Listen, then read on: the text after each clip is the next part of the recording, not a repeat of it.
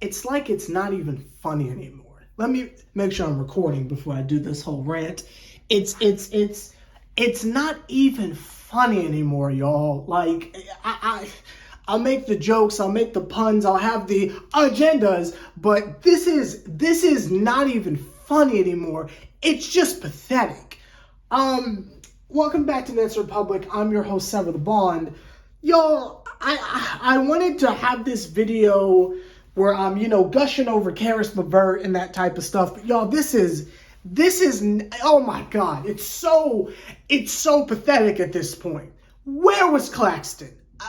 Exactly what happened last game and the game before that is what happened tonight. We're going to fast forward to the fourth quarter. We'll do a whole game review in a second, but fast forward to the fourth quarter. You have some success because you put Royce O'Neal in the game. And we all know Royce O'Neal deserves to be in the starting lineup, especially over Finney Smith. I don't know what Finney does in practice that warrants him starting, but it is beyond me. But anyway, again, Jacques Vaughn puts in Royce O'Neal. We start making it. We were down 20.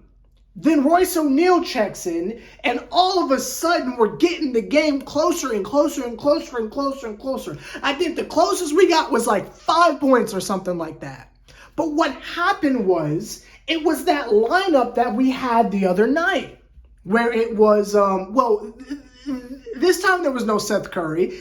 And if I think about it, I don't think Seth Curry even played tonight, but we'll get to that. Again, oh my God, we'll get to it. Anyway, so you've got Mikal Bridges, you've got Spencer Dinwiddie, who's still carrying the team, by the way. You got Mikal Bridges, Spencer Dinwiddie, Cam Johnson, Day'Ron Sharpe, and Royce O'Neal.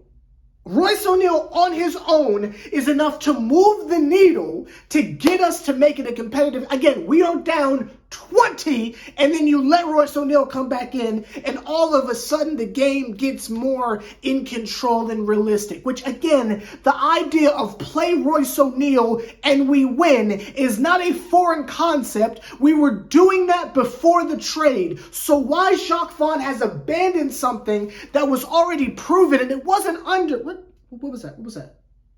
I don't know what that was. But it's not something that was under a different regime. Jacques Vaughn was the coach. We've been fired Steve Nash. So Jacques is aware that if you have Royce O'Neal start, good things happen. But that's neither here nor there. He gets stuck and he gets trapped and he gets exposed because Jacques Vaughn realizes, like, oh my God, look, they're starting to make a push. They're starting to figure it out. I'm not going to touch the lineups at all. And he proceeded to leave pretty much the exact same lineup out there the entire fourth quarter. Claxton doesn't even sniff the court. You leave Day'Ron Sharpe out there. Now, I'm not saying Day'Ron Sharpe played bad. Day'Ron even hit a 3. Bunch of rebounds. I think he had a double-double. Day'Ron played fine. This is not me slandering Day'Ron Sharpe for once. This is not me slandering him.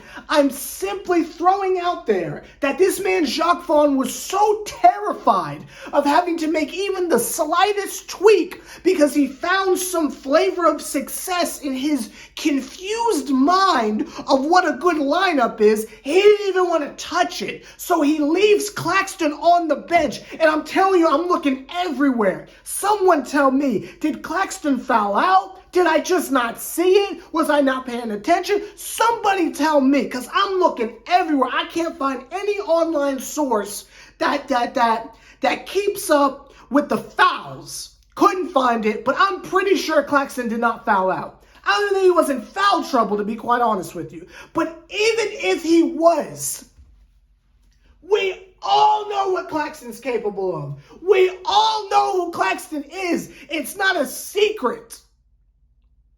When you talk about who are the best players on the team, like, you're not going to have Mikal Bridges not playing crucial fourth quarter minutes. And speaking of Mikal Bridges, oh my God, ladies and gentlemen and everyone else, we have a new segment here on Nets Republic. It's called The Incredible Disappearing Man. And who you might ask, is the individual that's putting on the magician-esque, the David Blaine-esque type shenanigans where it's smoke and mirrors, and I ain't talking Cody Rhodes, where it's smoke and mirrors? Oh, today on the stage with the top hat and the doves coming out his sleeve, it was Mikal Bridges yet again doing his signature move. No, not the step back.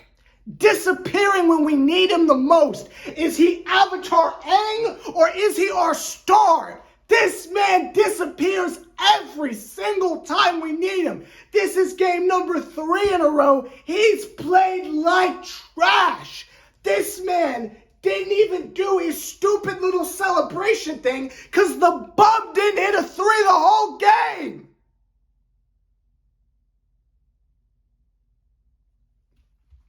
That's why I give so much credit to Spencer Dinwiddie, because at least he's trying. You might not be successful. You won't hit every shot. Some of those dribble the ball up the court and do a fadeaway out of bounds into your own bench 3 is a terrible, stupid shot, but at least he tries. God, it's just, it's so frustrating. It's so very, very frustrating. When the game started, they were playing well, giving you those vibes and those feelings like, oh, maybe they're for real, maybe this is the turning point. And then after the first quarter, all of a sudden you see where that talent gap starts, where you start looking at our team and you start looking at the other team and start saying, wow, we really can't compete against these teams here. And this is not a top tier team. This is someone who is allegedly on our level. When we're looking at the other people on the court, we're looking at, trying to remember their names. You got Donovan Mitchell, obviously, who, I'm going to be real, I didn't know he was that good. I'm going to keep it 1,000 with you. I have not watched anything involving the Jazz since they knocked out the Big Three Thunder with Carmelo. I really don't pay attention to the Western Conference like that, so I didn't know he was that good. I think it's disgusting that we sit there and we I can't say what I want to say, but read between the lines. I think it's disgusting how we hype individuals up sometimes. Like sometimes you don't have to go that hard for the other team, but that's a Nets on Yes issue that I have that I really could go an hour on, but that's not here or there. But I didn't know he was that good. I can admit that. Wow, Donovan Mitchell's good, right? So you got Donovan Mitchell. You've got the dude with the locks, the guard, not Sexton, they traded him, but the other dude, Darius Garland, I think Darius Garland, right? You got Donovan Mitchell, you got Darius Garland, you've got insert small forward who I don't really remember. Sometimes it's that Osman dude who I can't believe is still there. Sometimes it's the homie Karis LeVert, who was cooking us. I haven't said this in a while, but Karis LeVert was explicit word us up tonight. Shout out Karis, but that's not here nor there. And then you've got Mowgli and you've got Jared Allen. Now, 2 of those individuals I just named that had a field day slapping us around are former Nets. And if we look at the wall of shame, I ask you, was it worth it? Because for that, we gave up what just smacked us around tonight. Was it worth it? What did we gain from that exactly? This is another instance where we're watching a team filled with people that we traded away and they're tap dancing on our graves. Last game, we were watching Jeff Green and Bruce Brown and DeAndre Jordan, if you count him, I guess. He didn't really play, but, you know, cool. This game, it's Karis LeVert and it's Jared Allen. And again, I ask, for what? What did we get for that exactly? Because Harden's gone. What exactly do we achieve for those actions? But I'll leave that alone. When you look at the talent of the Cavs, you have to compare that to what we have on the Nets currently. That's Mikal Bridges, the incredible disappearing man. When's his Marvel spinoff? I'm trying to say that. I feel like we're watching it right now. You got Spencer Dinwiddie. You got Claxton. If they let him play, you've got Finney Smith, and you've got Cam Johnson. Even on paper, it looks like we're finna get blown out. The talent just doesn't stack. And if we can't stack up against the Cavs on paper, and I'm talking about on paper, I'm not even talking about matchups, I'm not talking about the actual result of the game, I'm talking about on paper. We can't even look scarier than them on paper. There is a problem. We traded Kevin Durant for this. We traded Kyrie Irving for this. And some of you are looking at me saying, well, Sever, isn't this what you wanted? This is the church of blow it up. Remember, you were.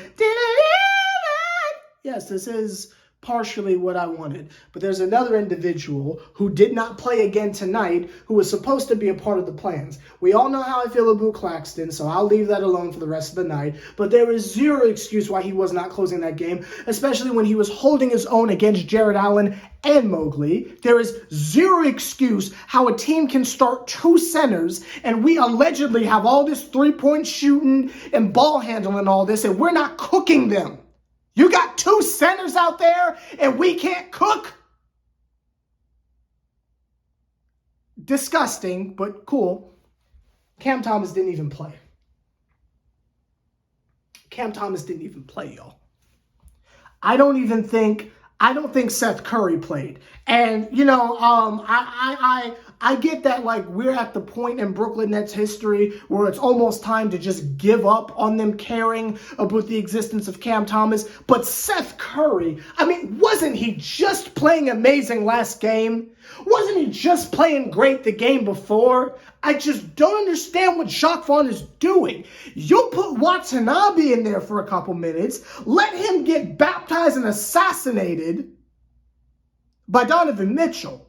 You'll let him play a couple minutes just to be nice, I guess. I don't know, Japan's playing in the World Series or something like that. You just want to be nice to Watanabe for some reason. You won't let Sumner play.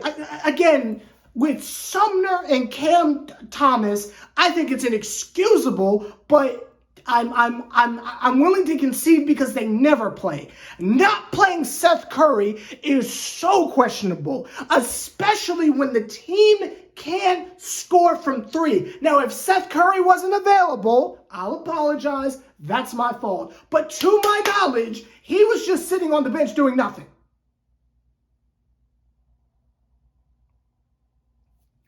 But let's say Seth Curry was on the injury list and I'm just not aware of that because I had to watch on NBA TV.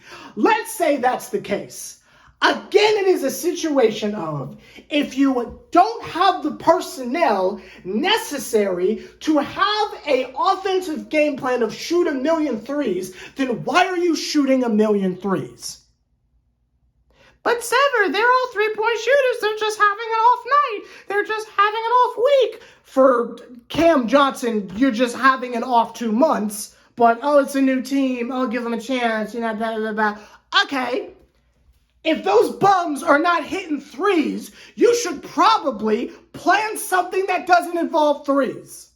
Or at least not make it so three-point heavy. I get basketball is a complicated game, and analytically 3 is more than 2. But if you're not hitting the threes, you should try something different. And yes, they have 2 centers. I completely understand that. But look at the beginning of the game. What were they doing? Drive and kick, but not out to a three-point shooter, to Claxton with the backdoor cut, or being in the dunker spot, or off the pick and rolls. That's how we got that lead in the beginning. Then all of a sudden, we just stop. We just stopped doing it, stopped looking for Claxton, and at some point, we weren't even playing him. You just go right back to chucking up threes. And y'all, we're losing so many games. Is this 4 games in a row we've lost? We boot to get passed by the Heat. We're a boot to be in 7th place, y'all. That's the play-in. Are we concerned now? Is Sever the Pod crazy now?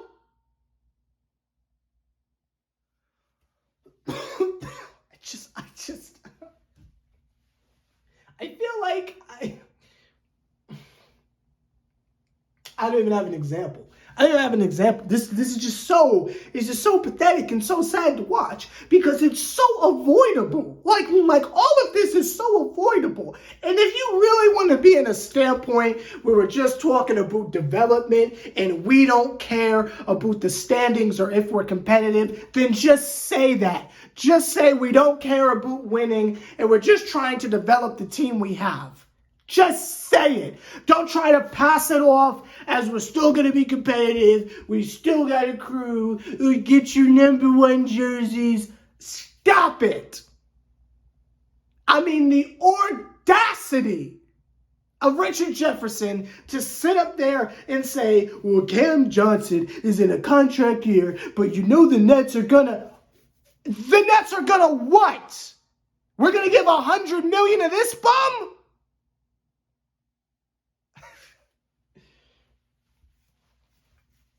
You want to believe in Mikal Bridges, I can't stop you.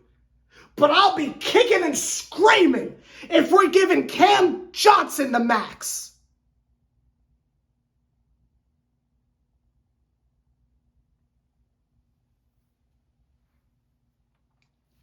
All the while, Ben Simmons is on the bench in a green suit looking like Gumby. We are cooked! Where's the towel? Where's the towel? Here it is. I just threw it in. Seventh bone gives up. That's it. Time of death. 10:17. That's Gucci o'clock. 10:17.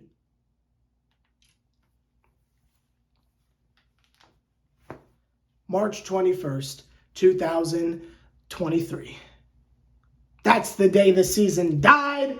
That's the day Sever gave up. That's the day my expectations went out the window entirely. If y'all want to believe in them, go right ahead. But just like I said at the beginning of this season, when I said I was delivered, they can't hurt me anymore because I quit. Will I continue to cover the team? Oh, absolutely. Nothing changes there. But the expectation of them doing anything is gone. They could go on a 9-game win streak to close the season. You ain't getting my support.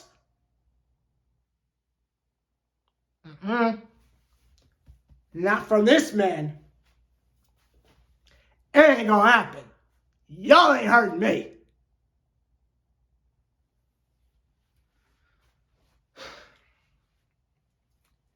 Let me know your thoughts on tonight's game. Thursday, we got to play them again.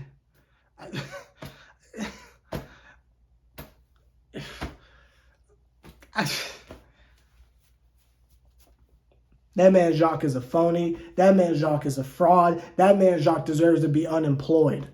I don't know how he's getting away with it, but it is incredible. I don't know how the Nets organization is going to get away with what they've done to us as a fan base this year. And just for people who are new, I want to clarify. I'm not saying I'm against the idea of get rid of Kyrie Irving and Kevin Durant. I was screaming for it. But this is not how you go about it.